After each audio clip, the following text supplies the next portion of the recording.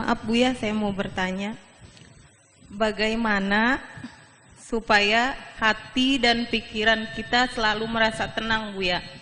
Karena kita sebagai manusia biasa dalam menghadapi cobaan hidup masih suka gelisah Buya.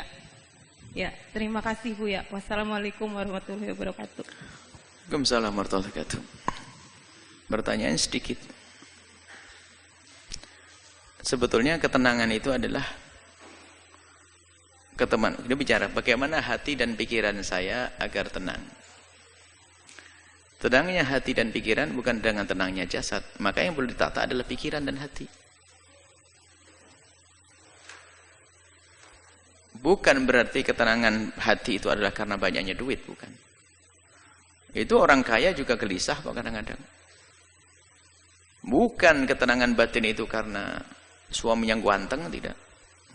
Atau istrinya cantik, bukan. Jadi memang ketenangan murni di dalam hati kita. Nah, tinggal sekarang itu bagaimana agar hati itu tenang. Jawabannya sederhana, hati dan pikiranmu kau sambungkan dengan apa dan siapa. Kalau hati dan pikiranmu engkau sambungkan dengan sesuatu yang bikin gelisah, ya gelisah. Coba. Kalau hati dan pikiranmu, orang boleh mencari dunia, tapi tidak boleh menggantungkan hatinya dengan dunia tersebut. Sehingga kalau orang menggantungkan hatinya, mengikat hatinya dengan dunia, lihat, di saat tidak mendapatkannya dia gelisah. Di saat mendapatkannya hilang pun susah. Ada orang duitnya hilang tenang saja kok, ajib. Karena dia tidak mengikat hatinya dengan dunia tersebut. Maka dengan Allah lah itulah. Ketenangannya ada dengan Allah. Kalau sudah orang dengan Allah, duitnya hilang nggak susah, malah ngasih 1 miliar bangun pondok. Coba. Lah kok bisa ini? Coba yang hatinya nggak sambung dengan Allah, 1 miliar ini buat abemat 2. Tambah gede duit saya.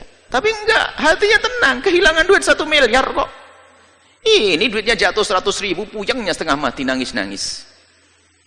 Nah ini urusannya hati kita dengan siapa?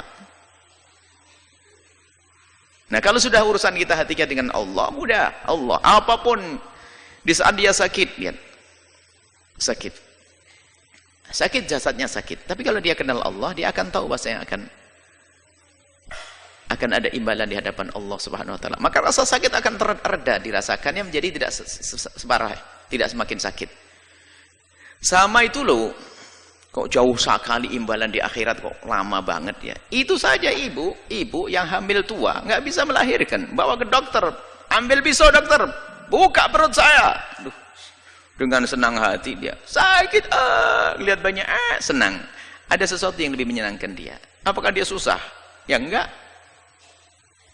Begitulah sebetulnya ujian dari Allah di dunia ini. Tergantung harapan kita tuh di mana. Sehingga ada orang tuh putus asa, bunuh diri dan sebagainya, kan orang dungu dia. Orang dungu. Mau nikah nggak jadi, bunuh diri. Utang kebanyakan, bunuh diri. Gampang banget dia. Di negeri kafir banyak bunuh diri, nggak ada iman. Sebenarnya gelisah karena dia tidak punya Tuhan dia sebetulnya. Kalau punya Allah, nah ini sekarang biasakan dengan Allah. Maka ala bidzikrillah tatma'innul qulub. Mengingat Allah menjadikan tenang hati. Bukan kegembiraanmu adalah dengan dibalik tumpukan harta. Coba kita melihat, kita menemukan orang di kampung-kampung sangat sederhana, gaji sehari untuk makan sehari. Tapi no problem dia, hidupnya candaria dengan istri, ya Masya Allah. Suaminya berangkat dulu, nanti tak kirim sarapan Pak ya, inggih. Berangkat suaminya duluan kok belum datang, sambil nyangkul. Suami inti yang bawa rantang ngasih bungkus pincuan begitu bawasan. Makan, Pak ya, pulang nanti bawa sayur suaminya, tatanya Pak dapat burung, dapat ikan sedikit. Nggak pernah punya problem dia. Kayak orang punya istana itu. Tapi yang rumahnya gede, mobil mewah itu belum tentu senang dia, karena urusan bukan dunia, gelisah. Kita pernah ngisi pengajiannya orang kaya, kayaknya gelisah semuanya. Mulai dari gelisah rumahnya, sertifikatnya di bank semuanya ada. Mulai gelisah kebanyakan duit, Kok bisa gimana? Ini punya 2 perusahaan saja, saya sering ditinggal sama suami saya.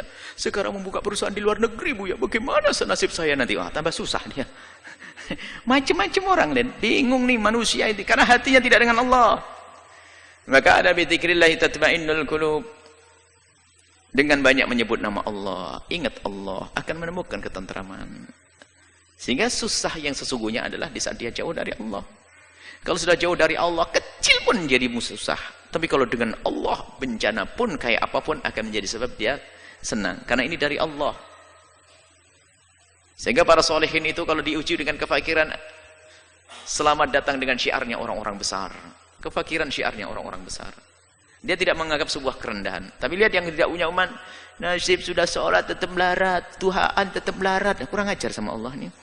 Gimana bisa bahagia dengan Allah saja curiga begitu? Jangan Allah sudah nggak benar. Baik ya, kuncinya adalah bagaimana hati kita. Kita biasakan dengan Allah, dengan Allah. Hakikatnya seperti itu. Tapi di samping itu juga kalau kita berkumpul dengan kemuliaan, Anda akan menemukan kesejukan. Karena apa? Allah akan turunkan rahmat di tempat semacam ini. Anda bergabung di tempat-tempat mulia. Biarpun secara zahir tidak langsung hiburan itu disajikan. Misalnya, kalau orang ahli maksiat kan hiburannya adalah hadir tempat disko dan sebagainya, ketawa-ketawa. Ketawa sesaat, itu susahnya panjang. Senang kelihatannya, tapi tidak tahu bahasa dia akan menemukan kesusahan yang panjang. Tapi kalau kita menghadiri tempat mulia semacam ini, dijanjikan oleh Allah, ada rahmat diturunkan, Anda semakin sejuk. Anda berkumpul dengan orang senang, orang baik, lihat, ada kesejukan. Lihat. Jujur, kita dengan orang soleh saja, kita lupa kok dengan segala permasalahan. Kalau Anda duduk dengan orang yang sangat Anda cintai dari ulama-ulama orang soleh, Anda duduk saat hilang kelusa, utang lupa, ini lupa, sakit lupa. Itu hanya dengan orang soleh. Bagaimana Anda merasa dekat dengan Allah Subhanahu wa Ta'ala? Bagaimana kita dekat dengan Nabi Muhammad SAW? Itu saja. Kembalikan hati kita dengan Allah. Biasakan berzikir, merenungi ya, merenungi tentang nasib kita nanti di akhirat. Bagaimana urusan dunia, rendahnya dunia. Kalaupun mencari dunia hendaknya untuk Allah. Sudah menjadi orang kaya boleh, bukan dilarang. Tapi bukan hanya untuk menyuburkan kesombongan kita, untuk membesar kerakusan kita. Kalau kita hanya mencari dunia hanya untuk dunia tersiksa, seperti diingatkan oleh Nabi, kalau ada orang hatinya itu rakus, dikasih lembah emas 1 minta 2, dikasih 2 minta 3, kasih ini. Dan unik orang itu punya pabrik 6, itu pabriknya triliunan semuanya tuh. Itu kebakaran hancur 3, itu masih nangis nyungsep masuk rumah sakit. Bodoh banget dia, masih ada 3. 3-nya saja masih kaya raya dia. 3 perusahaannya masih berjalan, 3-nya runtuh, itu nyungsep dia masuk rumah sakit. Ya, kasihan benar tuh manusia. Semoga Allah menjaga hati kita. Hati dengan Allah. Maka di saat Anda kaya, kaya yang sesungguhnya. Anda bisa menjadi fakir, Anda kaya dengan Allah. Indah. Allahu a'lam bishawab.